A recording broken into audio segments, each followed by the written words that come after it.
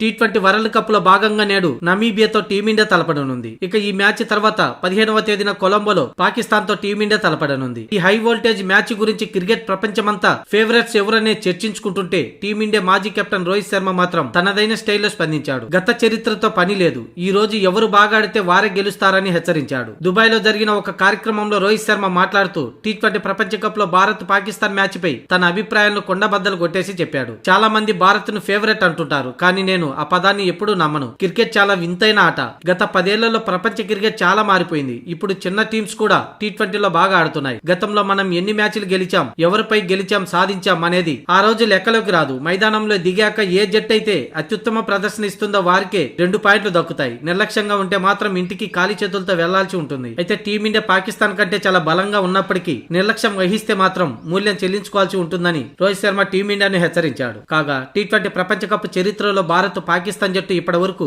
8 సార్లు తలపడగా భారత్ ఏకంగా 7 సార్లు గెలిచి ఏకపక్ష ఆధిపత్యం ప్రదర్శించింది. పాకిస్తాన్ కేవలం 2021లో మాత్రమే భారత్ పై గెలిచింది. గత ఏడాది ఆసియా కప్ లో 3 సార్లు, అలాగే గత 2 టీ20 వరల్డ్ కప్ లో కూడా పాకిస్తాన్ పై టీమిండియాదే విజయం. 2021లో బాబర్ ఆజం సారథ్యంలోని పాకిస్తాన్ జట్టు చేతిలో 10 వికెట్ల తేడాతో ఓడిపోయిన భారత జట్టులో రోహిత్ శర్మ కూడా సభ్యుడే. అందుకే ప్రత్యర్థిని తక్కువ అంచనా వేయవద్దని సూర్యకుమార్ యాదవ్ నేతృత్వంలోని ప్రస్తుత టీమిండియా జట్టును హెచ్చరించాడు రోహిత్ శర్మ. కొలంబోలోని ప్రేమదాస్ స్టేడియం సాధారణంగా స్పిన్నర్లకు అనుకూలిస్తూ ఉంటుంది. ఇక్కడ పాకిస్తాన్ బౌలర్లు కూడా పటిష్టంగా ఉండడంతో మ్యాచ్ రసవత్తరంగా సాగనుంది. సూర్యకుమార్ యాదవ్ తన కెప్టెన్సీలో దాయాదుల పోరులో మొదటిసారి వరల్డ్ కప్ మ్యాచ్ ఆడబోతున్నారు.